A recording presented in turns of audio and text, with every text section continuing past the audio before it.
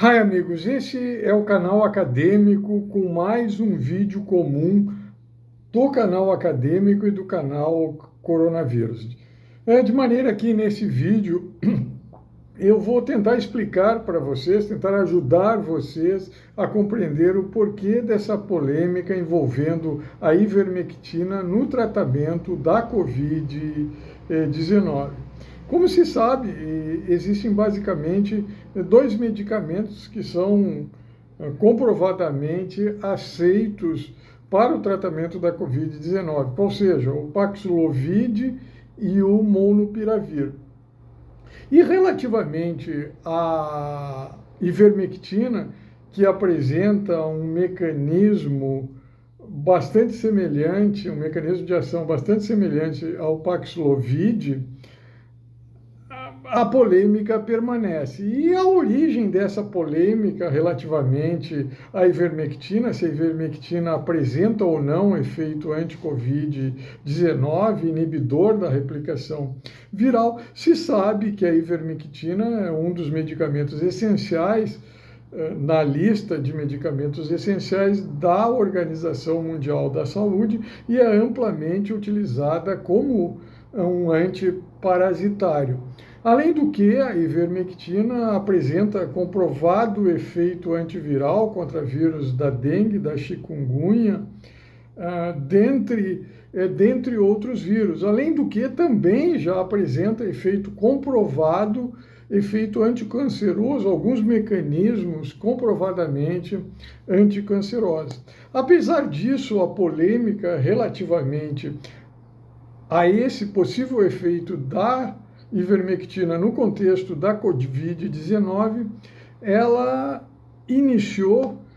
por um trabalho publicado por um professor australiano, Cali e colaboradores, em que, de fato, foi comprovado in vitro o efeito anti-Covid-19 da ivermectina. Contudo, essa dosagem utilizada in vitro, extrapolada para humanos, é impossível de ser atingida. Em decorrência disso, desse questionamento, o periódico se retratou, um dos coautores publicamente também se retratou, afirmando de que talvez o estudo não tivesse maturo o suficiente para ser publicado. O fato é que, nesse contexto dessa concentração, dessa crítica, é importante se ressaltar que, nesse estudo in vitro, foram utilizadas células vero, células essas que não possuem o receptor ACE2, de maneira que um dos mecanismos da ivermectina relacionada com a ligação a esse receptor ACE2 na célula humana e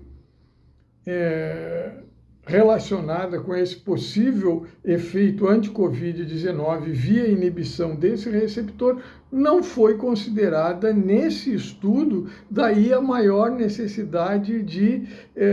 se aumentar a concentração da ivermectina para obter nessas células o mesmo efeito que se obteria nas células humanas. Isto posto, também é importante se ressaltar que, para complicar essa polêmica, estudos, quando se realizam estudos, sejam eles de análise sistemática ou de meta-análise ou de análise de revisão sistemática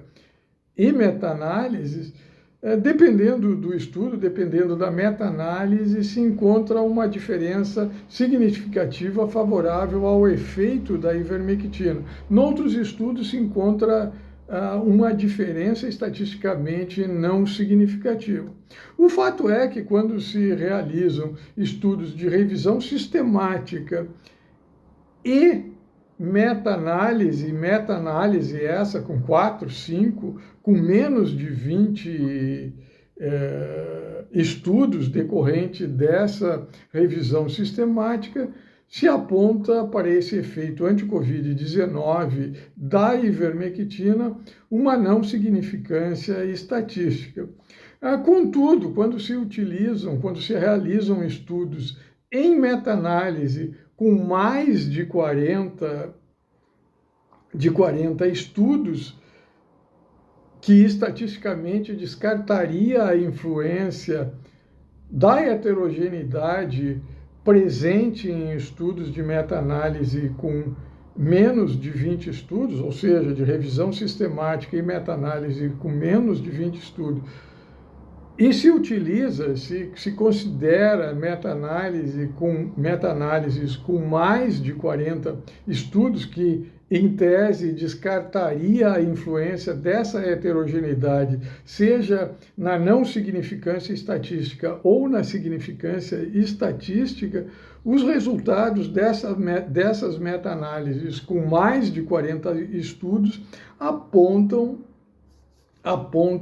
diferença estatisticamente significativa favorável ao efeito anti-Covid-19 da ivermectina. Assim, uma das críticas que se faz a essas meta-análises com mais de 40 estudos é de que, de permeio a essas meta-análises, a esses estudos, existem alguns que apresentam falhas de metodologia, que apresentam bias de publicação. Entretanto, quando se analisa os estudos de revisão sistemática, que também apontam uma diferença não significativa para esse possível efeito da ivermectina, também se constata que muitos desses estudos de revisão sistemática e meta-análises apresentam também erros metodológicos. Então, é em decorrência disso que se estabelece essa controvérsia ainda relacionada no contexto do tratamento da Covid-19 pela ivermectina. Isto posto, considerando esses estudos que apontam a possibilidade do potencial efeito da ivermectina para tratar a Covid-19, associado ao seu custo, que é bem menor do que outras drogas que apresentam também potencial para tratar a Covid-19, ou então o seu mecanismo, que é bastante semelhante a desses medicamentos anti-Covid-19, que se atribui um efeito já conhecido e testado, tal como o Paxlovid, bem como a possibilidade desses estudos que atribuem a esse efeito anti-Covid-19 para a ivermectina e que descartam os resultados contrastantes com esse potencial efeito para tratar a Covid-19, seja pela subjetividade interpessoal, intrapessoal, eu entendo que a ivermectina, ela deveria ainda continuar sendo estudada no contexto de qualquer medicamento que venha a ser, de qualquer droga que venha a ser testada. Em outras palavras, eu entendo que no teste dessas novas drogas que venham a ser testadas contra a Covid-19, além do grupo experimental constituído por essa droga, o placebo, um terceiro grupo relacionado com a ivermectina também deveria ser introduzido nesses estudos de maneira a realmente se comprovar ou não esse potencial efeito da ivermectina para tratar a Covid-19. Além do que, futuros estudos objetivando identificar esse potencial efeito anti-Covid da ivermectina como um adjuvante ou um complemento vacinal, bem como dessas drogas que apresentam um efeito anti-Covid comprovado, devem ser realizados no sentido de também se esclarecer esse potencial efeito da ivermectina para tratar a Covid-19. No mais, eu espero que esse meu vídeo tenha ajudado a você a compreender a polêmica acerca desse potencial efeito, ressalto novamente, da ivermectina para tratar a Covid-19.